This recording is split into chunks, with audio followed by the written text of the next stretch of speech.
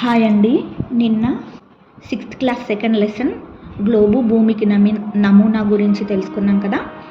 ఈరోజు third lesson భూస్వరూపాలు భాగం ఏ గురించి తెలుసుకుందాం. సో నేను ఇందులో ఫస్ట్ చెప్పినట్టుగానే మెయిన్ ఇంపార్టెంట్ పాయింట్స్ మాత్రమే చెప్తాను. మీరు ఒక ప్రాంతం నుంచి మరొక ప్రాంతానికి ప్రయాణం చేస్తే వాటి మధ్య ఎత్తులో అంతరాన్ని గమనిస్తారు. దీనినే ఒక ప్రాంతం యొక్క భూనైసర్గిక స్వరూపం అంటాం. భూస్వరూపాలు ముఖ్యంగా 3 రకాలు: పర్వతాలు, పీఠభూములు, మైదానాలు. మీరు అనేక కొండలు లేదా పర్వత శ్రేణులను చూసే ఉంటారు. పర్వతాలు అత్యధిక ఎత్తును, వాలును కలిగి వాటిపైన అతి తక్కువ సమ ఉపరితలాన్ని కలిగి ఉండటాన్ని గమనిస్తారు. పర్వతాలు ఎత్తుగా ఉండి వాలును కూడా ఎక్కువ కలిగి ఉండి ఉపరితలం అనేది అతి తక్కువ సమ ఉపరితలాన్ని కలిగి ఉంటుంది. భారతదేశ పటంలో హిమాలయాలు, ఆరావళి, వింధ్య, సాత్పురా పర్వతాలను పరిశీలించండి. ఇవి మన దేశంలోని ముఖ్యమైన పర్వత శ్రేణులు. సో ఖచ్చితంగా మన దగ్గర అయితే సోషల్ స్టూడెంట్ వాళ్ళకి ఖచ్చితంగా అట్లాస్ అనేది ఉండాలండి. అట్లాస్లో మనం వచ్చిన దగ్గర ఖచ్చితంగా ఎక్కడెక్కడైతే పర్వతాలు ఉన్నాయో, ఏ స్టేట్స్ మధ్యలో ఉన్నాయో అవన్నీ ఖచ్చితంగా గుర్తుంచుకోవాలండి. భారతదేశ పటంలో హిమాలయాలు, ఆరావళి, వింధ్య, సాత్పురా పర్వతాలను పరిశీలించండి. ఇవి మన దేశంలోని ముఖ్యమైన పర్వత శ్రేణులు. మన రాష్ట్రంలో కూడా ఆదిలాబాద్, నిర్మల్, జగిత్యాల్, పెద్దపల్లి, వికారాబాద్, మహబూబ్నగర్, నాగర్ కర్నూల్, భద్రాద్రి మరియు జయశంకర్ జిల్లాలలో చెల్లాచెదురుగా విస్తరించి ఉన్న కొండల వరుసలు అక్కడక్కడ మనం చూడవచ్చు.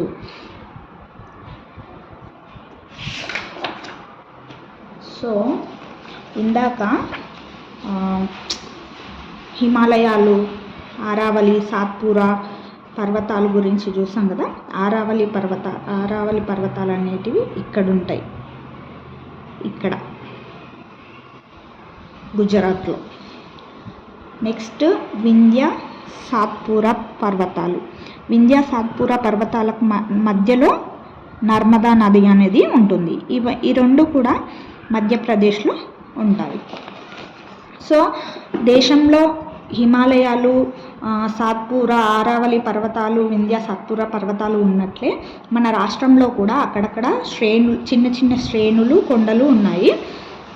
ఆదిలాబాద్,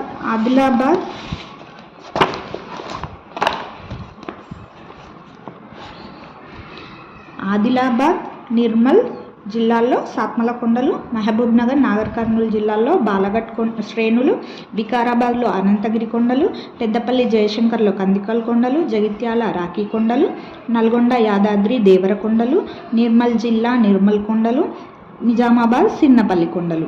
ఈ నిజామాబాద్, సిన్నపల్లి కొండలు, ఇక్కడ దేవర కొండలు అనేది బాక్స్లో ఇచ్చి అడుగుతాడనమాట క్వశ్చన్స్.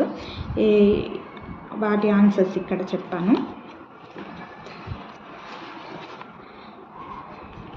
పీఠభూములు అనేవి ఎత్తైన ప్రదేశాలు. ఇవి విశాలమైన ఉపరితలాన్ని కలిగి ఉంటాయి. సో మనం ఇక్కడ హిమాలయాలకు తక్కువ సమ ఉపరితలాన్ని కలిగి ఉంటాయని చెప్పుకున్నాం కదా.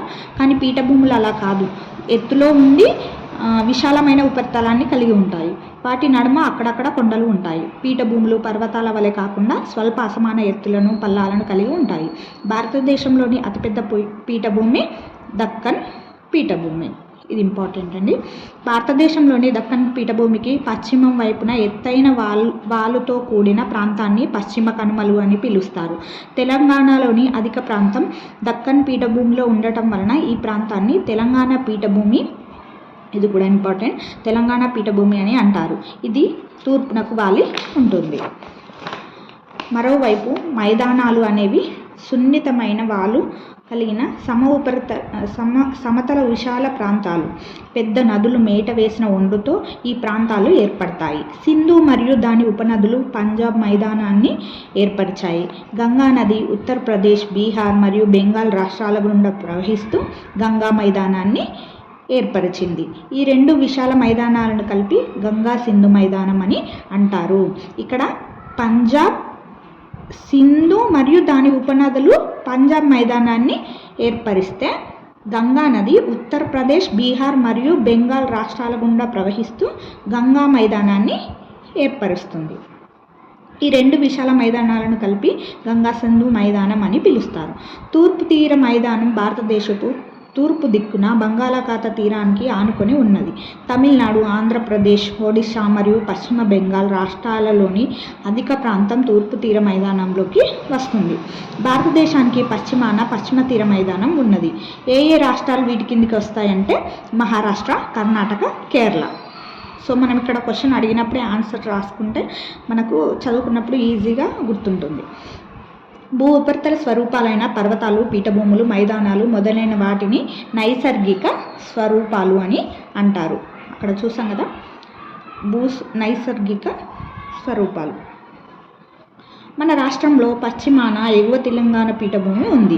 గోదావరి, కృష్ణా నదులు ఈ పీఠభూమి గుండా తూర్పు వైపుకు ప్రవహిస్తున్నాయి. మిగిలిన ప్రాంతాన్ని దిగువ తెలంగాణ పీఠభూమి అంటారు. ఇది కూడా తూర్పు వైపునకు వాలి ఉంది. జంట నగరాలైన హైదరాబాద్, సికింద్రాబాద్ నగరాలు, సంగారెడ్డి, మహబూబ్ నగర్, నల్గొండ పట్టణాలు ఎగువ తెలంగాణ పీఠభూమిలో ఉండగా ఇవి ఇంపార్టెంట్ అండి, టెట్లో అడిగాడు. వరంగల్, కరీంనగర్ పట్టణాలు దిగువ తెలంగాణ పీఠభూమిలోకి వస్తాయి. ఏవేవి? హైదరాబాద్, సికింద్రాబాద్ నగరాలు, సంగారెడ్డి, మహబూబ్ నగర్, నల్గొండ పట్టణాలు ఎగువ తెలంగాణ పీఠభూమిలో ఉండగా వరంగల్, కరీంనగర్ పట్టణాలు దిగువ తెలంగాణ పీఠభూమిలోకి వస్తాయి. సో ఇక్కడ అడిగాడు.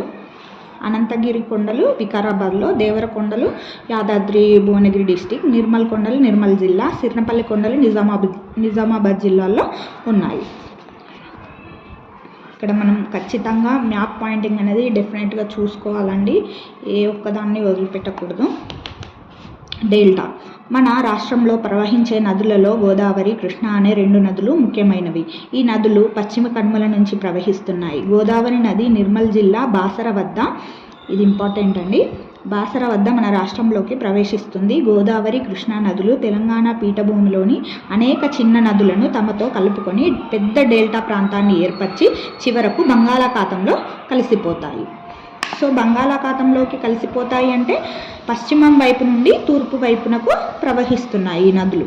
ఈ రకంగా తూర్పు తీర మైదానంలో ఏర్పడిన రెండు త్రిభుజాకార డెల్టా ప్రాంతాలను పరిశీలించండి. ఏంటి? ఒకటి గోదావరి డెల్టా, రెండు కృష్ణా డెల్టా. ఈ రెండు నదులే ప్రవహిస్తున్నాయి కాబట్టి అవి ఏర్పరిచిన డెల్టాలే గోదావరి డెల్టా, కృష్ణా డెల్టా. సముద్రంలో కలిసే ముందు నది అనేక చిన్న చిన్న పాయాలుగా విడిపోతుంది. ఈ పాయల మధ్య భాగంలో ఇసుక మెత్తటి మట్టి మేటలుగా ఏర్పడి డెల్టాలుగా ఏర్పడతాయి. సాధారణంగా ఇవి త్రిభుజాకారంగా ఏర్పడతాయి. ప్రతి సంవత్సరం ఈ నదుల వరద నీటితో కొట్టుకొని వచ్చే వనరు హ్యూమస్ అంటే ఆకులు, చెట్లు కుళ్ళిపోగా ఏర్పడినవి. ఇది టెట్లో వచ్చిందని, ఇది కూడా ఇంపార్టెంట్. వరద ప్రాంతాల్లో మేటలుగా ఏర్పడుతుంది. అందువల్ల ఇక్కడి భూములు ఎంతో సారవంతంగా ఉంటాయి.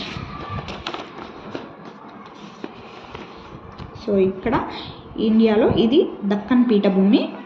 పశ్చిమం వైపు పశ్చిమ కనుమలు, తూర్పు వైపు తూర్పు కనుమలు, పశ్చిమం వైపు అరేబియా సముద్రం, తూర్పు వైపు బంగాళాఖాతం, కింది వైపు దక్షిణం వైపు హిందూ మహాసముద్రం. సో గోదావరి నది ఏర్పరిచిన డెల్టా గోదావరి డెల్టా, కృష్ణా నది ఏర్పరిచిన డెల్టా కృష్ణా డెల్టా.